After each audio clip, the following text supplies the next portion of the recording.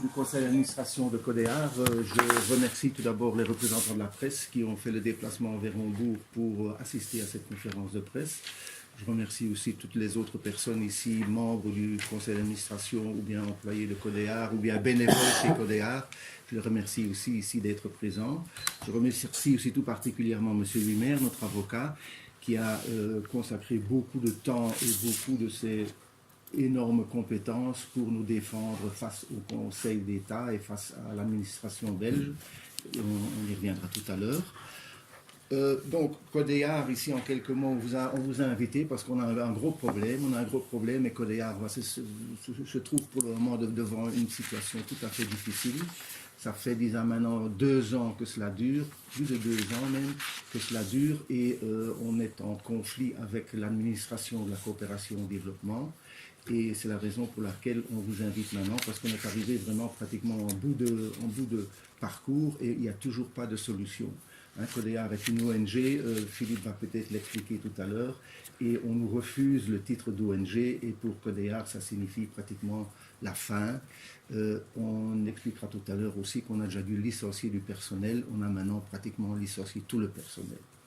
Voilà, je vais demander à Philippe peut-être de présenter en gros Codéar, peut-être sa spécificité, et puis après, Monsieur Wimmer, Maître Wimmer expliquera, disons, les différentes étapes que nous avons établies pour essayer d'avoir raison par rapport à l'administration et par rapport au ministre. Et ensuite, moi, je reviendrai un tout petit peu sur Codéar et sur certaines spécificités. Et enfin, Roger Lauzen expliquera vraiment les projets. Il expliquera ce qui se fait dans le sud, mais aussi ce qui se fait dans le nord pour justement arriver à avoir des partenariats intéressants avec les populations pauvres du sud. Philippe, tu peux peut-être expliquer en quelques mots Codéar d'une manière générale? Okay. Merci beaucoup Pierre pour cette introduction. Vous m'arrêtez parce que je suis capable de vous en parler pendant une demi-journée. Merci à tous d'être là. Donc voilà, je vous parle d'un peu loin aujourd'hui parce que c'était prévu. Mais je suis originaire de la région, je suis originaire de Herve. Et donc je suis présentement président du conseil d'administration de Codéar. Alors, Codéar, c'est donc une ONG qui existe depuis 30 ans.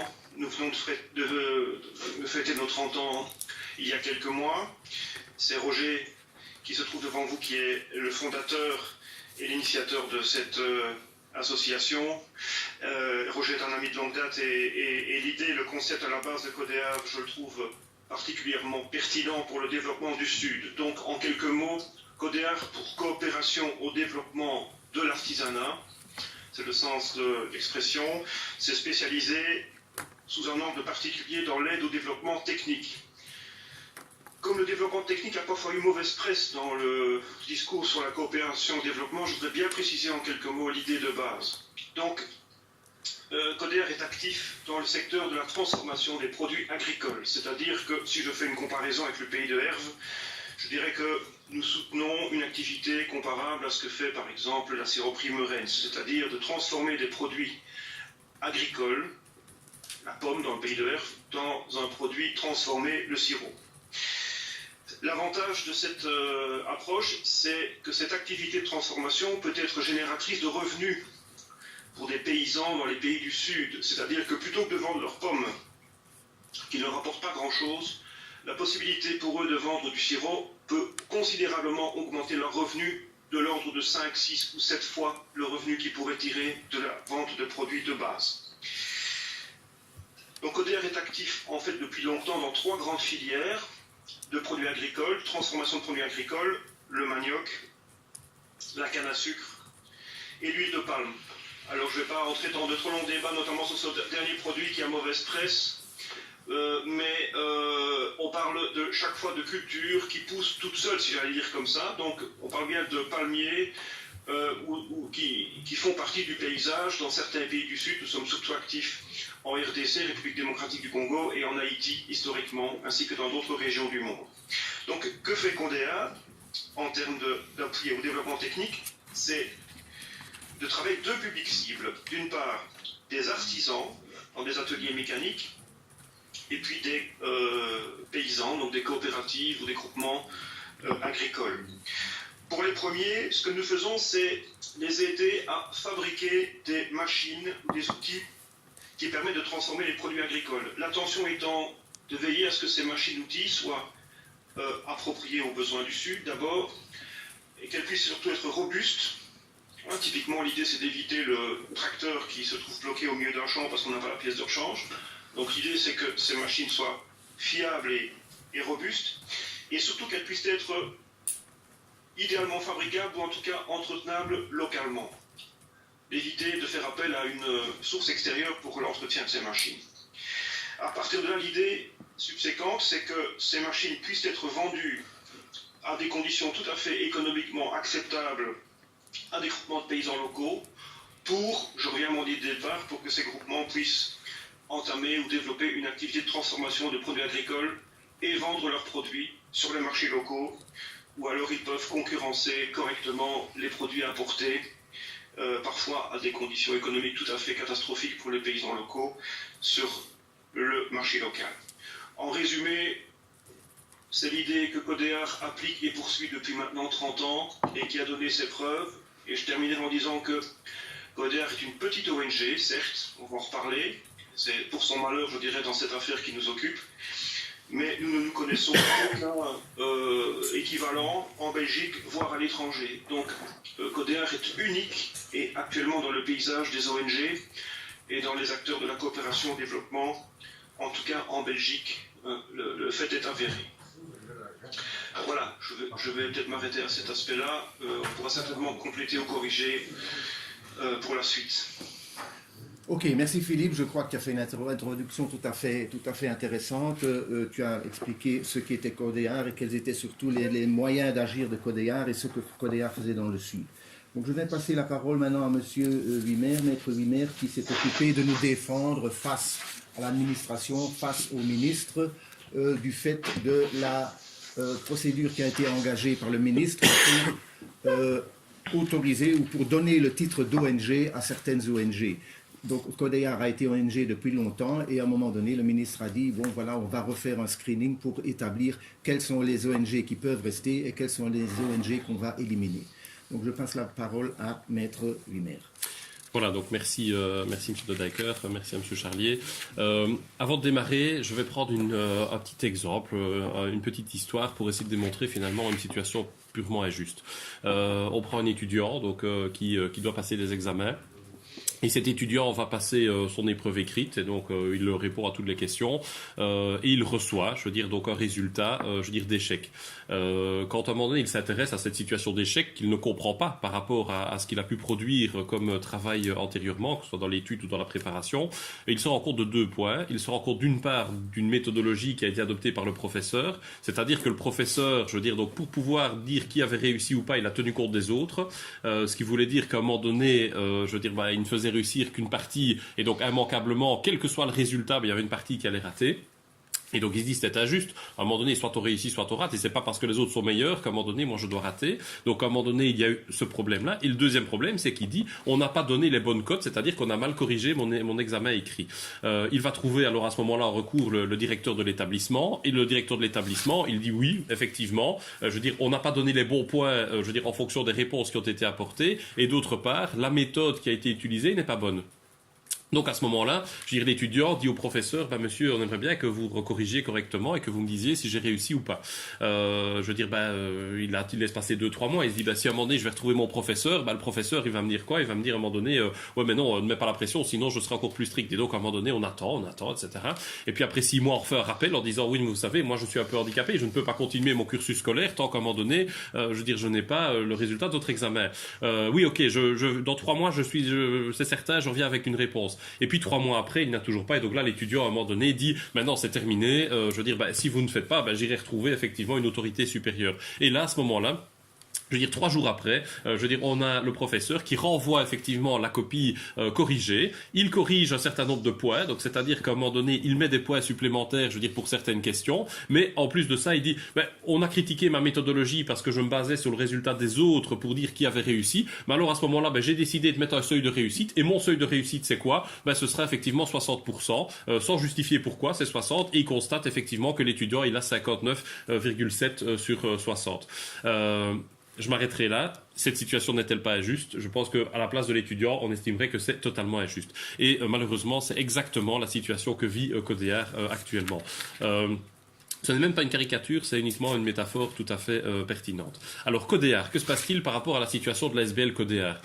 On est dans une situation où, Codéar, qui existe effectivement depuis 1988, va développer son activité et va très rapidement être financé par l'État fédéral. Et donc, l'État fédéral finance Codéar à raison de plusieurs centaines de milliers d'euros par an, donc ce n'est pas, un petit financement.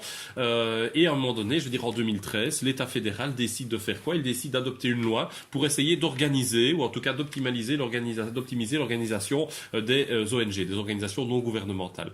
Et il va décider à ce moment-là de fixer un principe qui est lequel? C'est de dire, ne pourra être, reconnu et financé comme ONG qu'une association qui aura passé, une épreuve et qu'il va, confier à quelqu'un d'extérieur, on en reparlera. Et, en fonction de réussite à cette épreuve, on obtiendra ce qu'on appelle un agrément. Aujourd'hui, c'est une accréditation. La législation a changé, mais pour ce qui nous occupe, on parle d'un agrément. Et donc l'État fédéral va dire à un moment donné dans sa loi, puis dans l'arrêté royal qui sera adopté par le gouvernement, ils vont fixer un certain nombre de principes. Et ils vont dire, vous avez le document au niveau de cela, je ne vais pas lire tout parce que ça n'a pas d'intérêt, je ne suis pas là en train de plaider le dossier, je ne suis pas au Conseil d'État, mais toujours est-il qu'à un moment donné, ce qui va se passer, c'est qu'il va dire, vous devez respecter un certain nombre de conditions. Et il va fixer les conditions au nombre de 9. Les 8 premières sont remplies par Codéar sans aucune difficulté. La 9e, c'est de disposer d'un système performant de maîtrise de l'organisation dont la qualité est examinée périodiquement par l'administration. Donc c'est système performant de maîtrise de l'organisation. Et là, au niveau de l'arrêté royal qui va l'exécuter, ils vont dire quoi? Le système performant de maîtrise de l'organisation, c'est avoir une capacité de gestion, mais on sera plus tolérant avec les plus petites organisations. C'est-à-dire que moins on est complexe dans son organisation, moins à un moment donné, on doit effectivement atteindre un seuil important. Codéar va constituer son dossier, c'est un travail particulièrement conséquent. Dans le courant de l'année 2015, le dossier est déposé par Codéar avec le bon espoir d'être reconnu, comme ONG. Et il y a encore toute une série de contacts qui sont faits avec Deloitte, donc qui sera l'organisme indépendant chargé d'examiner le dossier. Et Deloitte va faire en sorte qu'à un moment donné, transmettra un rapport qui sera négatif pour Codéar et l'administration va se calquer, à 100% sur ce rapport pour décider le 20 mai 2016. Donc, on voit dont on parle. Donc, en mai 2016, on nous dit, vous n'obtenez pas les demandes d'agrément que vous avez déposées. Donc, 20 mai 2016, le coup prétend que vous n'avez pas l'agrément. Il faut savoir que cet agrément entrait en fonction ou en vigueur à partir du 1er janvier 2017. Et donc, le financement, qui était menacé, c'est le financement à partir du 1er janvier 2017. Ça, c'était l'enjeu. Donc, à un moment donné, avec Codéar, on se réunit, on se dit, il y a un souci, etc. Et on constate effectivement des problèmes. Les problèmes sont au nombre de 2. Le premier, c'est que pour fixer, le seuil de réussite attendu, on tenait compte du résultat des autres, participants. Vous voyez les premières similarités qui arrivent. Donc, à un moment donné, pour Codéar, ce qu'il est dit, c'est qu'il faut réussir à hauteur de 2,14 sur 40. Donc, c'est ça le seuil. 2,14 sur 40. C'est, 2,14 sur 4, excusez-moi. 2,4, oui, ce serait ça. Donc, 2,14 sur 4. Et donc, il faut avoir 2,14 pour 4 pour pouvoir réussir. Donc là, on dit, là, le seuil de réussite, la manière dont il a été fixé n'est quand même pas pertinent, il ne faut pas tenir compte du résultat des autres pour réussir, mais surtout c'est de dire qu'à un moment donné il y a des vrais problèmes dans l'attribution des points, au niveau de Codéar. Et donc un recours est introduit devant le Conseil d'État assez rapidement pour critiquer la décision ministérielle.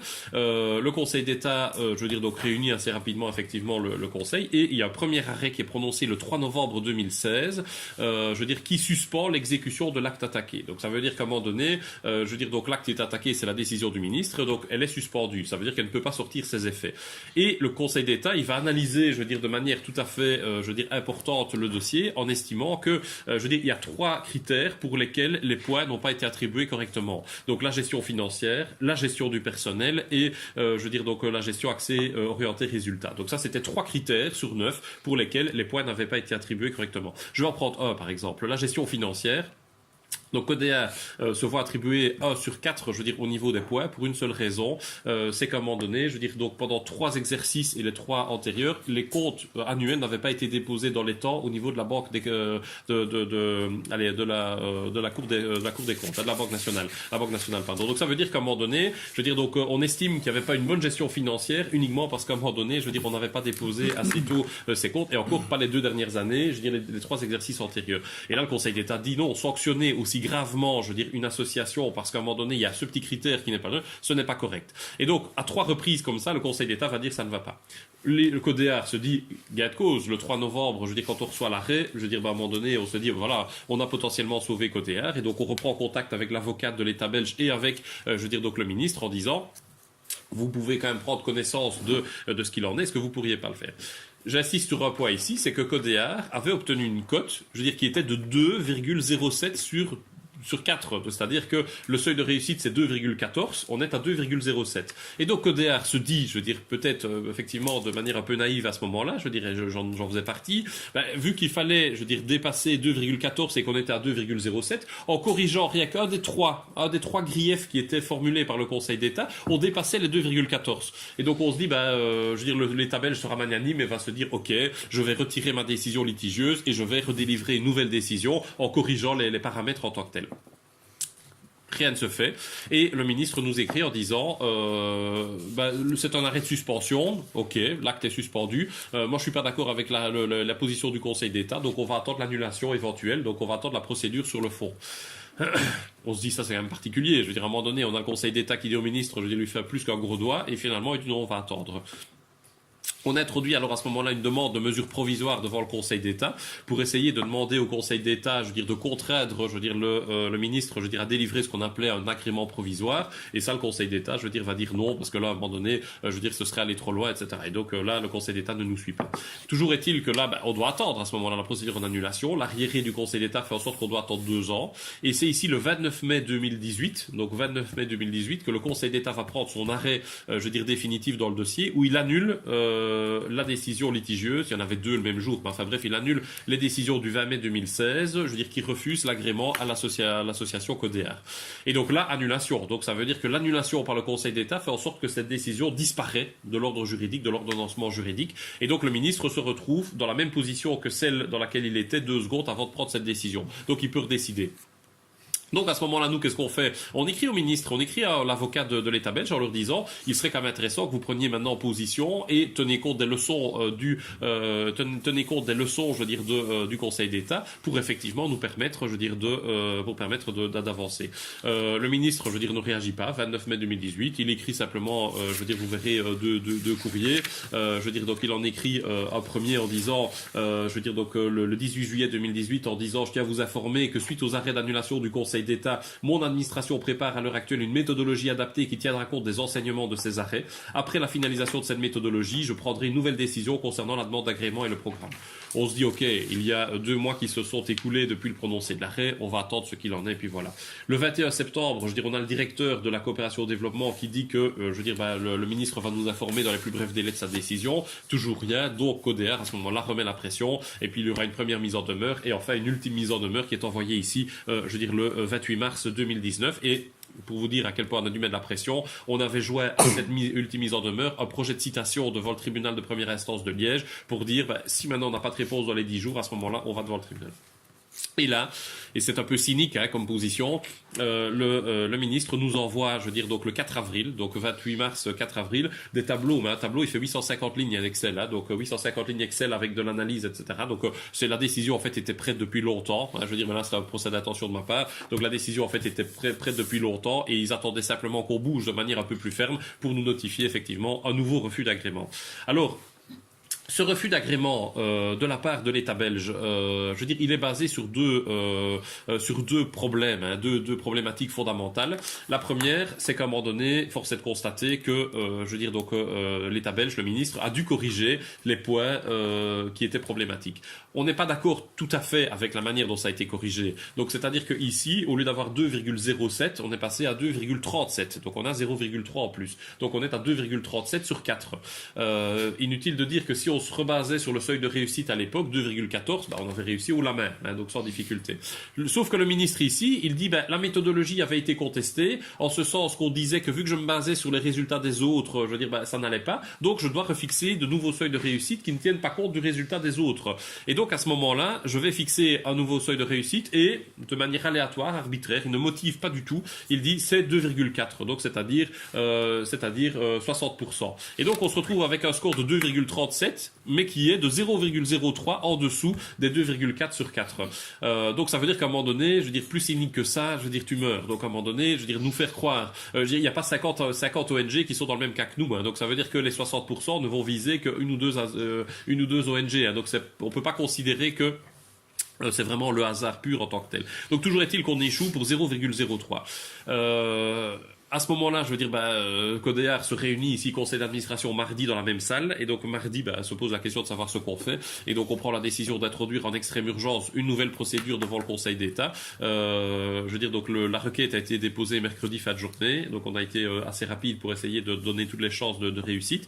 Et dans cette nouvelle requête, et là, je ne vais pas faire trop de droit, mais donc, ce qu'on évoque, c'est deux problèmes principaux. C'est, la discrimination qui est créée par rapport, à toutes les autres associations. Inutile de dire que toutes les associations qui ont vu leur dossier traité, en mai 2016, elles, dès qu'elles avaient dépassé 2,14 placées dans les mêmes conditions que Codéar, elles réussissaient. Ici, on vient nous dire que parce que le dossier n'a pas été changé, le dossier de candidature est toujours le même. Donc les 2,37, ne résultent pas de nouveaux éléments. Donc on a repris le même dossier de candidature qu'en mai 2016 et on a simplement dit il mérite 2,37. Donc ça veut dire que si le ministre avait fait correctement son boulot en mai 2017, il aurait mis 2,37 au lieu de 2,07 et donc on dépassait allègrement les 2,14. Et donc de venir fixer maintenant un nouveau seuil de réussite à 60%, donc 2,4 en lieu des 2,14, c'est discriminatoire pour Codéar et on n'explique pas pourquoi est-ce que on fixe ce seuil-là. S'il avait décidé de dire je fixe 55%, on réussissait haut la main, donc sans problème. Donc pourquoi 60, pourquoi pas 55, pourquoi pas 50? J'ai envie de vous dire, je comprends pourquoi il ne fixe pas 40%, mais mais toujours est-il qu'à un moment donné, 50, 55 ou, étaient des chiffres tout à fait acceptables de la même manière. Donc là, à un moment donné, ça pose quand même vraiment question. Et donc, on estime qu'il y a une vraie discrimination. Quand je prends l'exemple de l'étudiant, on le comprend et on ressent cette injustice. Ici, on la comprend aussi pour Codéar. Et donc, premier problème. Et deuxième problème, c'est que la manière dont les points ont été attribués, donc on a obtenu 2,37, on estime que, c'était pas 2,37, mais c'était quand même un peu plus. De nouveau, il suffit d'un seul critère avec un seul point en plus pour dépasser le seuil des 2,4.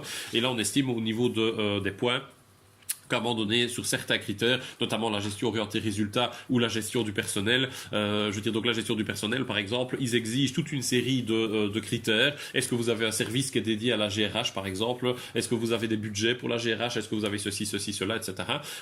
Vous comprenez bien que quand on a une ASBL, on a 6 équivalents temps plein, à l'époque, je parle, 4 équivalents temps plein, c'était 6 ou 4, je sais plus, 4. Donc quand on avait 4 équivalents temps plein à l'époque, avec 4 équivalents temps plein, vous imaginez bien qu'on va pas avoir un service dédié GRH, on va pas avoir un budget GRH. Non, c'était Roger Lausanne en tant que directeur qui faisait la GRH au quotidien et qui le faisait de manière proche. Et là, le Conseil d'État avait dit, vous ne pouvez pas juger, de la même manière, des grosses structures où vous avez 100 personnes et vous avez, comme Médecins sans frontières ou Médecins du Monde, tout ça, et Codéar qui travaille avec 4 équivalents temps plein et qui pour autant ne fournit pas nécessairement un travail beaucoup moins important. Donc à un moment donné, vous ne pouvez pas. Et là, on estime qu'il y a des soucis aussi. Je vais arrêter là pour le développement juridique, mais toujours est-il que devant le Conseil d'État, dans l'arcade, on développe ces deux points-là. Effectivement, donc le seuil de réussite qui est tout à fait discriminatoire et qui n'est pas justifié et pas motivé, et d'autre part, encore une mauvaise appréciation des points, ça n'aurait pas dû être 2,37 mais un petit peu plus, ce qui nous permettrait de réussir. Le Conseil d'État a fixé son audience de plaidoirie jeudi prochain, donc le 18 avril. Donc le 18 avril, donc on ira plaider le dossier. Dans les quelques jours qui suivent, on obtiendra une décision. On a demandé deux choses à nouveau. On a demandé la suspension, parce que c'est la seule chose qu'on peut demander devant le Conseil d'État, et on a demandé des mesures provisoires. On redemande une nouvelle fois, les demandes d'agrément provisoire, en sachant très bien, et je vais terminer quasi par là, c'est de dire que si on obtient l'agrément, même si on n'obtient pas un financement fédéral directement, ça nous permet quand même au niveau de Codéar d'aller rechercher un financement auprès d'autres structures qui exigent un agrément pour pouvoir effectivement subsidier des associations.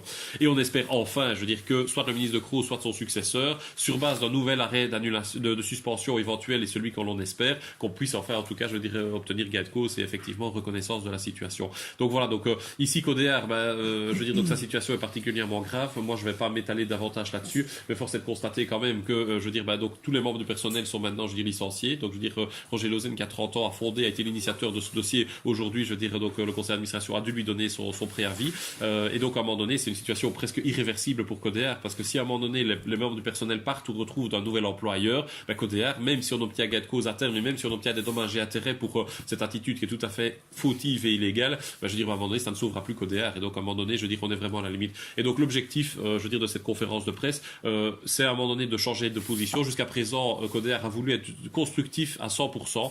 Je veux dire, on n'a jamais voulu pointer le ministre, on n'a jamais voulu pointer l'État fédéral, on n'a jamais voulu pointer les partis qui participent au gouvernement fédéral. Parce qu'à un moment donné, je veux dire, donc on estimait que, je veux dire, le droit finirait par triompher sans devoir mettre de la pression, mais toujours est-il que, je veux dire, ça ne sert pas nécessairement à quelque chose. Et donc ici, on doit donner un éclairage suffisant en espérant que nos cœurs vont peut-être se bouger et se sensibiliser pour cela. On a eu des interpellations, on a fait des interpellations en tous sens, que ce soit près du politique, etc. Maintenant, je veux dire, je pense qu'il faut mettre le dossier sur la place publique. Il faut savoir qu'émotionnellement parlant, sur la population de Plombières, et vu mon ancienne casquette, je peux en parler, Codéar est connu, est apprécié, est remarquable, je veux dire, donc, remarquablement coté par les habitants, donc il y a une note positive émotionnelle, je veux dire, très grande, et constater que Codéar risque de disparaître uniquement en raison de fautes de la part du ministre, parce que ça, ce sont des fautes au sens juridique du terme, je veux dire, c'est tout à fait inadmissible. Et donc là, à un moment donné, je veux dire, c'est pour ça qu'on va se battre encore une dernière fois ici devant le Conseil d'État, et autrement, je veux dire, malheureusement, la suite risque d'être inéluctable. Voilà. Ok, merci Maître Wimmer pour cette explication. Vous voyez que la situation est fort compliquée et que ce n'est pas simple de se battre contre l'État. On est une toute petite ONG et se battre contre un État, c'est vraiment pas facile. Mais nous sommes dans un état de droit. Et lorsque les ministres ou les législateurs prennent certaines décisions ou veulent prendre certaines décisions, le Conseil d'État a l'autorité pour dire voilà, stop, disons cela ne marche pas, il faut changer quelque chose.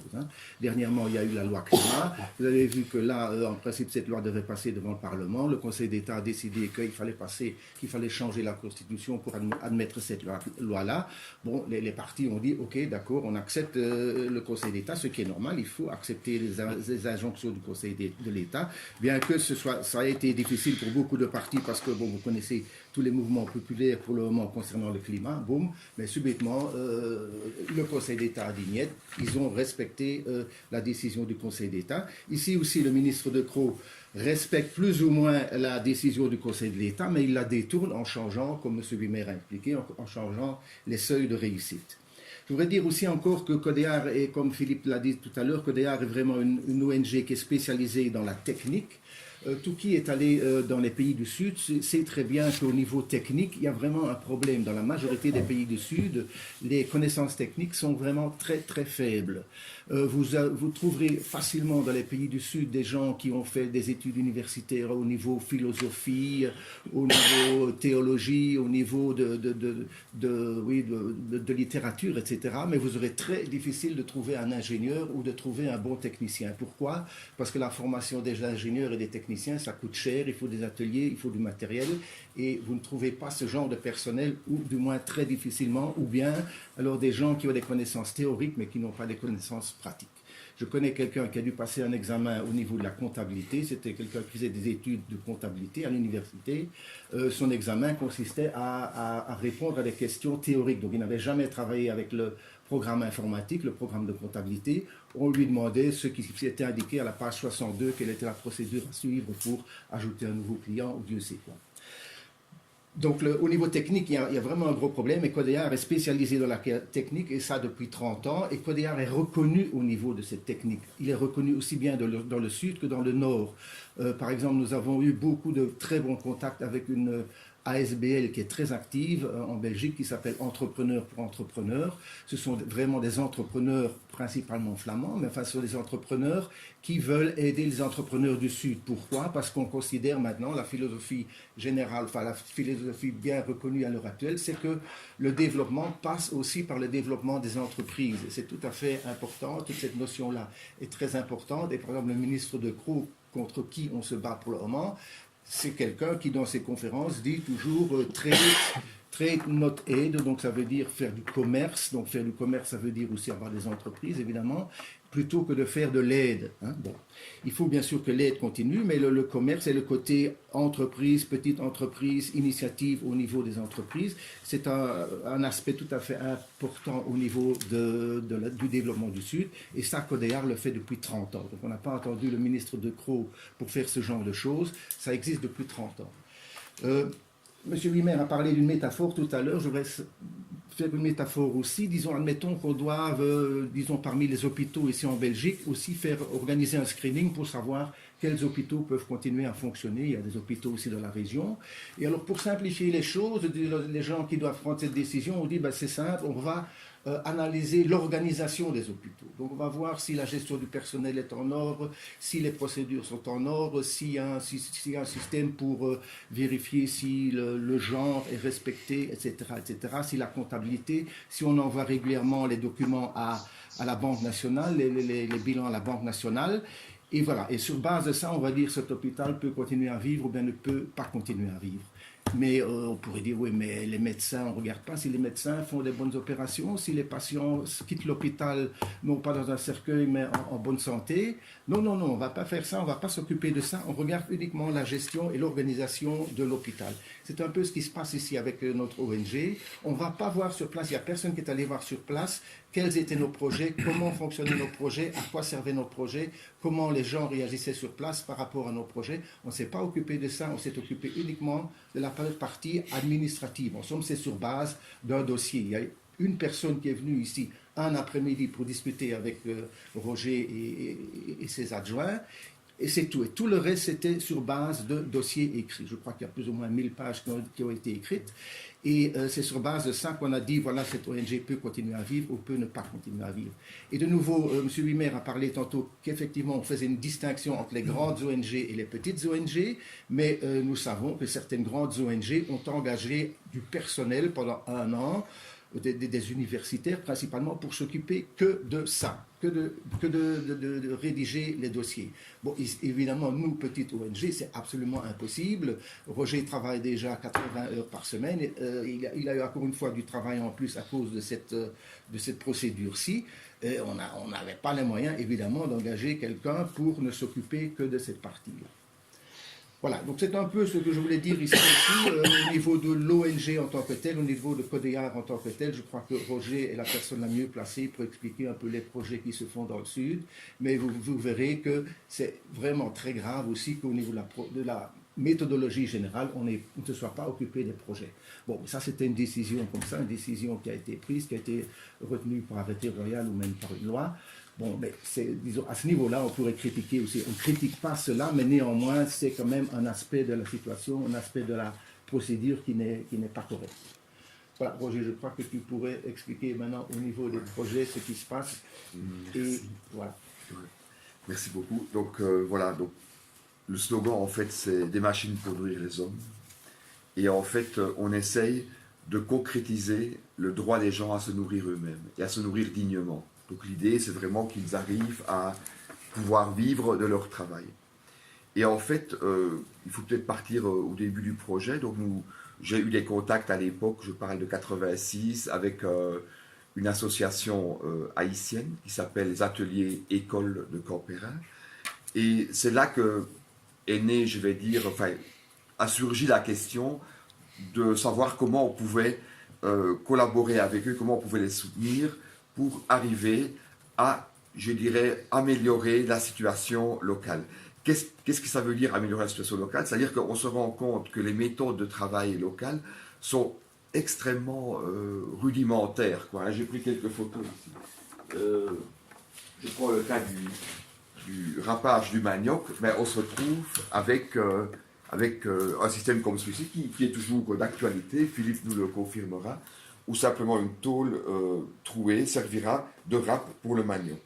Donc, on se retrouve avec des situations comme celle-là. On peut également la comparer au niveau de l'huile de palme à des dames qui, dans un trou creusé dans le sol, vont marcher dans la cuve pour écraser les noix de palme qui sont chaudes, et puis elles ont été cuites, elles sont refroidies, et à ce moment-là, ils marchent dedans pour en retirer l'huile.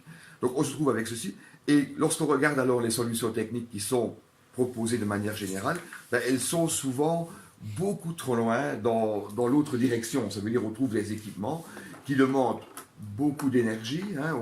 Ce n'est pas dans le domaine technique, mais il faut savoir que les machines, il y a 100 ans, consommaient très peu d'énergie, étaient très peu énergivores. Aujourd'hui, on arrive à des machines extrêmement sophistiquées, extrêmement performantes, mais avec une demande en énergie qui est colossale. Donc, beaucoup d'éléments qui ne correspondent pas à la réalité locale. Le premier étant simplement les compétences. Vous comprendrez tous qu'un ordinateur ici, ben c'est bien. On vous en offre un ici, vous n'aurez aucune crainte à l'utiliser ou à faire face à une panne. On vous le donne à Pignon en Haïti, dans un bled perdu d'Haïti. Ben, il est certain que la moindre panne, vous aurez du mal à trouver quelqu'un qui peut vous aider à trouver la solution. Parce que dans l'environnement technologique n'est pas présent. Donc, nous nous situons entre les deux. C'est-à-dire que nous recherchons, un peu à la suite des technologies appropriées, qu'on a connues dans les années 80. En fait, il y a une démarche de voir comment pourrait-on résoudre des problèmes pour que les gens puissent transformer leurs produits locaux. Et là, je reviens à ce que a dit Philippe tout à l'heure. En fait, on se rend compte également que les productions locales au niveau agricole sont souvent pondéreuses, lourdes par rapport aux produits finis. Elles sont également périssables et rapidement périssables. Quand on prend les mangues en Haïti, ça dure 6 semaines sur l'année, à peu près. 6 semaines. Il y a des mangues partout. On roule dessus avec les voitures parce que quand il y en a près de la route, mais on ne peut pas les traiter parce qu'il faut de moyens, il faut de possibilités de les traiter. 6 mois plus tard, évidemment, les mangues coûtent cher parce qu'il n'y en a pas, il n'y en a pas sur le marché. On n'en consomme pas non plus à ce moment-là. Et donc, l'idée, c'est de valoriser ces produits et de les rendre stables. Si aujourd'hui, nous avons dans nos milieux des fromages, c'est pas parce qu'on aimait bien le fromage de Herve, c'est parce que simplement des fermiers de la région du plateau de Herve ont essayé de trouver une méthode de conserver ce lait, de le garder à plus long terme que les 3 jours de durée de vie du lait lorsqu'il est pris de la vache. Et donc, la transformation nous a semblé comme étant un moyen de permettre aux paysans d'atteindre un revenu. Là, on arrive sur un mot, à mon avis, qui est clé dans l'histoire, c'est la création de revenus. C'est-à-dire que nous analysons tous les projets d'une manière de rentabilité. La première chose que moi je fais quand j'arrive quelque part, c'est de calculer combien gagnez-vous. Combien gagnez-vous sur un mois avec l'activité pour laquelle on nous demande d'intervenir. Et alors on regarde, on analyse, et puis on se rend compte finalement que le montant est souvent extrêmement bas par rapport à ce qu'il faudrait au minimum pour pouvoir vivre décemment dans le milieu. Je pense au Congo, au bas-fleuve, où j'ai fait l'analyse il n'y a pas longtemps, on arrive à $100 à peu près le mois. Or, les gens les plus, qui connaissent un peu mieux le milieu, me disent qu'il faut compter au moins $275 à $300 pour vivre décemment. Ben, ça explique tout. Ça explique tout et ça permet aussi d'orienter nos équipements et notre travail pour augmenter ce revenu. Toute l'activité est basée là-dessus. Et donc on va dire, voilà, l'huile de palme que vous faites, vous la vendez à un tel prix, mais la qualité n'y est pas. Si vous aviez une qualité un peu meilleure, on pourrait arriver à un meilleur prix de vente, qu'on vérifie naturellement dans les milieux concernés. Et voilà, de fil en aiguille, nous essayons d'améliorer la situation. Je peux prendre un exemple tout à fait concret et récent. Nous sommes au Bénin depuis 2004 à peu près, et nous avons installé sur quelques années, entre les années 2011 et 2014, 222 équipements pour la transformation de l'huile de palme. Et alors, quand on fait une analyse, les revenus qui sont générés sur une saison passent de, bon, le chiffre est un peu, est tombé sur ce chiffre-là, 777 € par saison à 7 000 € par saison. Donc, on a une augmentation de revenus x9. L'augmentation, naturellement, il faut naturellement ajouter certains frais parce que les machines que nous mettons au point sont des machines qui doivent être relativement simples, mais qui sont souvent motorisées. Des petits moteurs légers, donc il y a quelques frais qui s'ajoutent. Mais ce qui se passe surtout, et c'est là que je voulais en venir, c'est que ce que nous visons dans le changement, c'est un changement de productivité du travail. Souvent, vous le savez aussi bien que moi, c'est souvent les femmes qui sont les premiers concernés par beaucoup de travaux manuels au niveau de la transformation. Et dans le cas ici de l'exemple du Bénin-Togo, on est à peu près à 16 litres d'huile produite par femme par jour. Et une mécanisation relativement simple nous permet d'atteindre 120 litres par jour par femme. Donc elles ne font pas plus, elles font même moins au niveau de leur travail, elles font un petit peu moins puisqu'il y a un moteur qui intervient, mais les quantités traitées peuvent augmenter de manière significative. Le rapport est d'environ 7,5 fois le système traditionnel. Et donc nous avons installé dans cette région-là à peu près 50 groupements avec le lot d'équipement qui est nécessaire.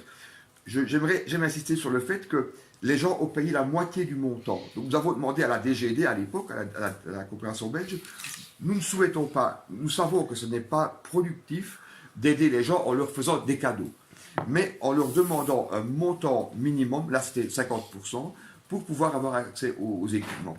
Et ça a marché. Nous avons vendu, donc je disais, 222 équipements, et il y a des équipements seuls qui ont été vendus, mais il y a une cinquantaine de groupements féminins, j'insiste, ce ne sont que des femmes, des groupements d'environ 15 à 22 femmes, qui, eux, travaillent avec les équipements, donc avec l'ensemble des équipements.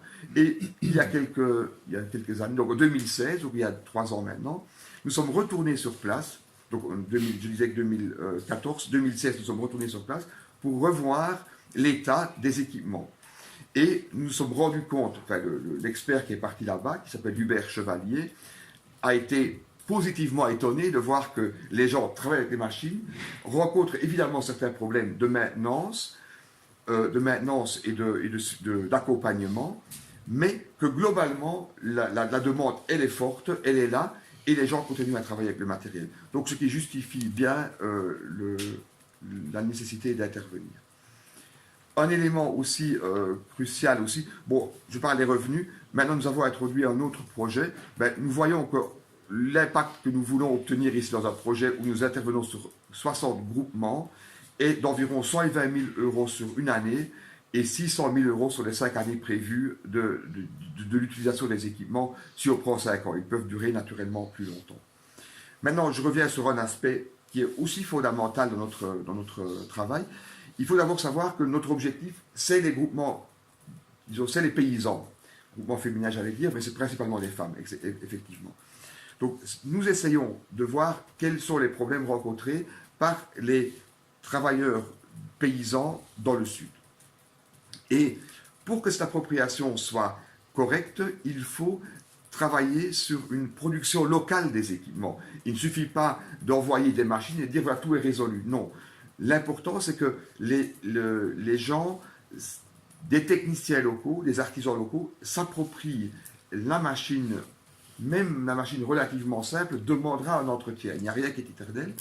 Et donc, la meilleure façon qu'il y ait un entretien, c'est que les gens vraiment la maîtrisent. Donc, qu'est-ce que nous faisons ici en Belgique, et ça c'est mon travail quotidien, c'est de travailler avec des techniciens. Nous sommes une trentaine de bénévoles qui travaillent avec nous, dont des ingénieurs je dirais, de haut vol, qui interviennent pour concevoir des systèmes techniques qui soient adaptés à ce milieu-là. Donc on n'invente, je dirais, pas grand-chose, je crois qu'il faut rester modeste, on n'invente pas grand-chose, mais on adapte. On va faire d'une machine qui est faite en fonte, par exemple, pour ceux qui connaissent un peu la fonte, vous savez, quand vous avez une casserole en fonte, si vous la laissez tomber par terre, elle va se briser. Elle va se briser et elle est irréparable. En tout cas, chez nous, elle est réparable. En Afrique, vous pouvez oublier. Donc, beaucoup de machines ont été faites de cette façon à l'époque, et aujourd'hui, nous les repensons en acier, l'acier étant soudable. Mais il faut savoir que les 2 premiers outils d'un artisan dans le Sud, ce sera la tronçonneuse, la disqueuse, comme on l'appelle ici, qui sert à couper de l'acier, et le poste à souder. Donc, c'est vraiment les deux premiers outils qu'on utilise. Et donc, nous allons réaliser des plans de machines qui serviront à une réalisation locale. Je prends ici un exemple de quelques photos. Je ne vais pas insister là-dessus maintenant, je vais y revenir. Donc nous faisons les plans, et les plans sont alors discutés et mis au point avec les artisans locaux. Et là, c'est le réel accompagnement que nous assurons. Et accompagnement aussi, et là intervient naturellement la DGD ou d'autres bailleurs de fonds, une aide à l'investissement. Parce que si on veut fabriquer localement, il faut naturellement disposer d'une machine, par exemple, pour faire une opération particulière sur la pièce.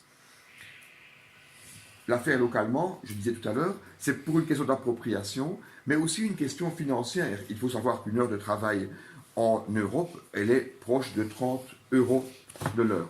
En Haïti et en Afrique, malheureusement, c'est comme ça, mais on travaillera plutôt à des prix, je vais dire, de salaire qui avoisineront les 3 à 4 euros par jour. Donc c'est complètement, complètement fou, mais ce sont des valeurs réelles.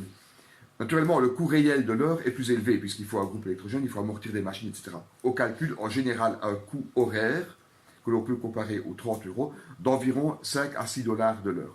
Vous comprendrez bien qu'entre 5 et 6 dollars de l'heure et 30 dollars, il y a un écart énorme. Donc il faut absolument produire localement. Alors je réinsiste alors sur un autre aspect, c'est l'entretien. J'ai quelques photos ici. Nous avons, par exemple, en Haïti, à Pignon, nous travaillons dans le domaine de la canne à sucre, et nous avons une équipe de techniciens locaux qui visitent régulièrement toutes les installations et qui forment les gens au niveau de la maintenance. La maintenance, c'est l'élément clé du développement. Je veux dire par là, je m'explique un petit peu. En fait, les machines ne tombent en panne que quand elles sont utilisées. Il faut le dire, hein, quand une machine est à l'arrêt et elle est stockée quelque part, elle ne bougera pas.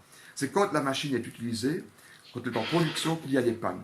Et là, il faut malheureusement se rendre compte que dans beaucoup de cas, c'est des arrêts qui peuvent durer au minimum une semaine et parfois même plus généralement 1 mois ou 2, parce qu'il faut trouver un technicien. D'ailleurs, on dit en Haïti, le technicien est aussi important que le médecin. Et je peux dire que c'est vrai parce que finalement, si le technicien n'intervient pas, ça se répercutera rapidement et trop rapidement sur l'alimentation des gens, quoi, hein. Il faut savoir, en Haïti, dans le milieu où nous sommes en Haïti, et je peux vous dire que cette information est exacte, a été recoupée, il y a des paysans qui vont travailler dans le domaine de la canne pour seulement recevoir un repas à midi. Ils ne ramènent rien chez eux. Et je peux vous dire que c'est exact parce que les gens avec qui on travaille là-bas, ils ont pour certains 50 ans de travail, de coopération et ils connaissent le milieu sur le bout des doigts. Parce qu'on n'obtient pas ces informations-là de manière facile. Donc voilà, je crois que j'ai brossé à peu près l'ensemble des éléments, mais ce que je pourrais dire, je dirais pour finaliser un petit peu la chose, c'est qu'il est important que nous prenions conscience ici en Europe de l'importance, de la nécessité d'un accompagnement d'une population qui est dans une situation de détresse totale. Il faut savoir que le tremblement de terre qui s'est produit en Haïti a fait énormément de morts, vous le savez, les chiffres sont un peu controversés, on parle de 200, 300 000 morts. Mais il faut savoir que la plupart de ces gens proviennent du milieu rural. En fait, les gens quittent le milieu rural et s'installent avec rien en poche, évidemment, dans les bidonvilles, construisent au bonheur, la chance, presque je dirais, avec quelques sous qu'ils peuvent trouver ou glaner, ou trouver un petit job, ils construisent leur maison. Un petit tremblement tout au bord ruine. On ajoute un étage ou 2 étages à un bâtiment qui ne pouvait même pas se soutenir avec le seul rez-de-chaussée. Et ce problème-là est aussi induit, et là je vais m'étendre un peu là-dessus, mais puis je vais m'arrêter, par le fait que les frontières, les échanges sont devenus mondialisés depuis fin des années 80. Et un pays comme Haïti en souffre énormément parce qu'on importe évidemment beaucoup de nourriture en Haïti qui viennent, je vais dire, des pays industrialisés à des prix extrêmement bas. Le prix réel étant peut-être à discuter, mais le prix est extrêmement bas et ce qui tue encore aujourd'hui beaucoup d'activités locales. Je pense au riz parce que j'ai retenu les chiffres. La production de riz à l'époque en Haïti, je parle de 88-89 quand je suis arrivé là-bas, était de 240 000 tonnes de riz par année. Aujourd'hui, on est à peine à 10 000 tonnes de riz. On oublie le riz, il y en a encore qui en font, mais on ne gagne rien à faire du riz. Mais ça a naturellement mis beaucoup de gens au chômage, ça a mis beaucoup de gens, qui ont été obligés de s'expatrier, je vais dire, de quitter le milieu rural pour se retrouver dans les bidonvilles. Voilà. Maintenant, ceci étant dit, j'aimerais bien peut-être que Philippe complète un petit peu, parce que je suppose que tu as des éléments. Philippe a aussi une expérience importante au niveau de l'aide au développement, et particulièrement en Haïti, dans le domaine du manioc. Est-ce que tu peux ajouter, peut-être compléter? Je dirais que, paradoxalement, des meilleures récoltes ne sont pas des motivations suffisantes pour aider les paysans à produire plus. Produire plus n'a de sens que si on gagne plus. Mais en fait, quand on produit plus, ben, les prix sont mauvais. Les acheteurs savent que tout le monde va vendre. Hein. Les produits sont, comme l'a dit Roger, saisonniers. Ils sont lourds, hein, plein d'eau, et ils sont putrescibles. Ils ont une durée de vie lente. Donc, on va transformer, le cœur, je dirais, du charisme de Codéar, c'est de transformer des produits à courte vie en des produits qu'on peut stocker, qu'on peut négocier, parce que s'ils ne pourrissent pas, je peux attendre d'avoir un prix correct, hein, et qui génèrent non seulement du travail en amont, c'est-à-dire dans les champs, mais du travail dans un artisanat, dans une activité transformatrice, génératrice de richesse, et qui se substitue d'une certaine façon aux importations massives d'aliments. Donc il y a un aspect juridique du droit des peuples à se nourrir, qui est explicite dans la Charte des Nations Unies, mais qu'on n'évoque pas assez souvent.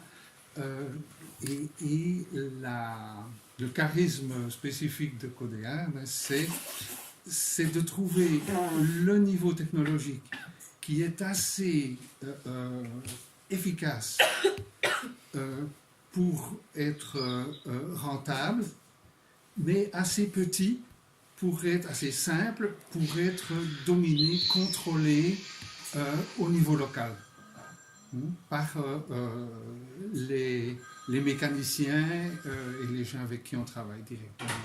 Donc, ce métier-là, nous remplissons un espace vide. Et malheureusement, nous n'avons pratiquement pas de collègues. Donc, nous sommes des pionniers. Et je pense que ça n'a pas été perçu au niveau. On a vu, ça coûte cher, on élimine. Et si on peut... mais en fait, le charisme spécifique de Codéar est absolument original. Et disons, je pense que c'est cette conscience de participer à quelque chose qui est relativement irremplaçable, qui motive des milliers de gens ici, qui reçoivent notre journal, les 80 volontaires qui viennent régulièrement le mardi.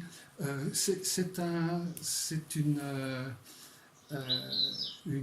originalité dans le contexte aide au développement qui n'a pas été perçue, malheureusement, par quelqu'un qui prétend défendre les entreprises. Mais des entreprises sans outils appropriés, il n'y en aura pas de nouvelles. Ok, merci Philippe et merci Roger. On voit que vous parlez avec vos tripes et que c'est vraiment votre vie de vous occuper de ces problèmes-là.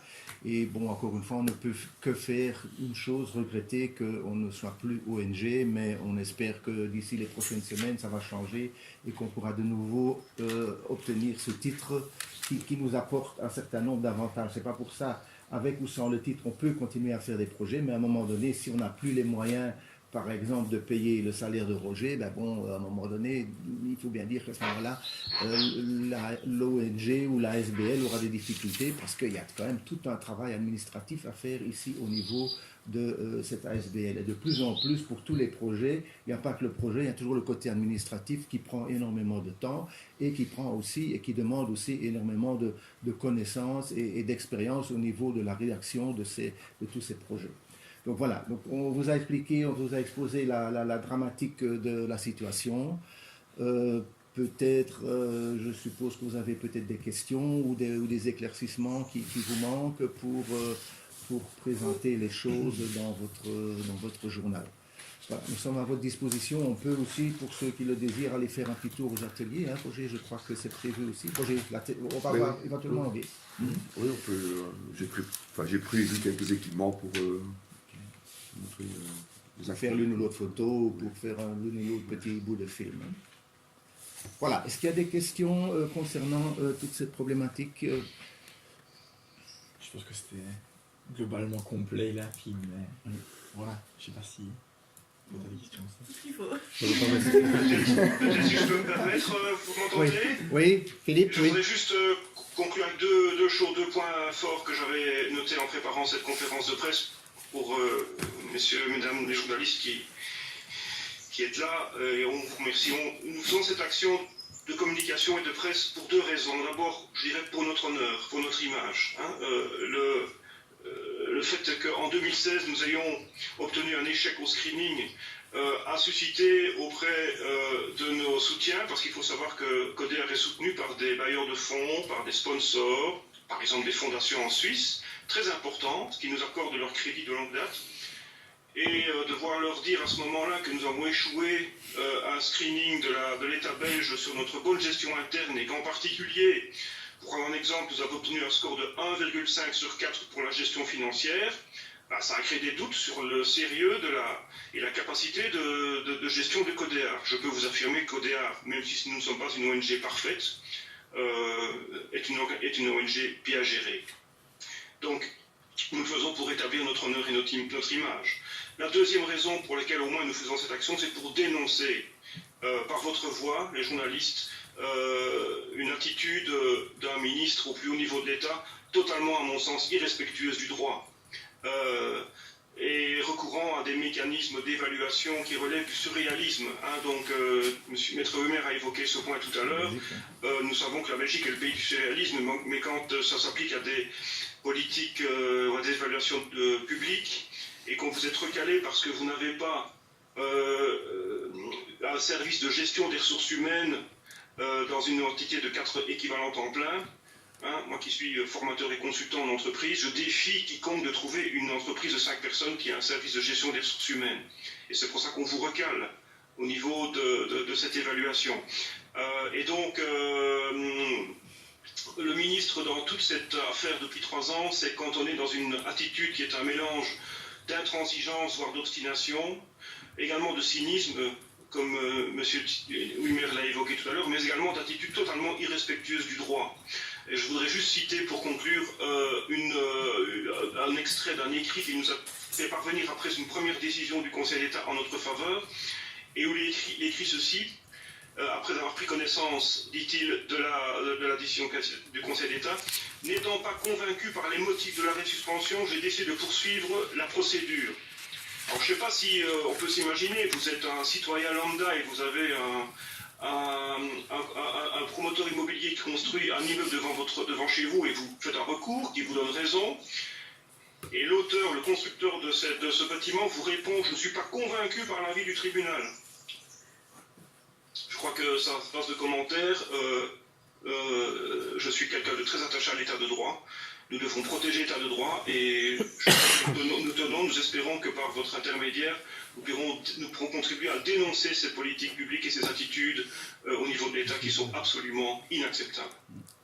Merci Philippe. Tu as dit, comment dirais-je, qu'on est dans un état, enfin que c'est tout à fait surréaliste. Je dirais qu'on pourrait conclure en disant ceci n'est pas un état de droit.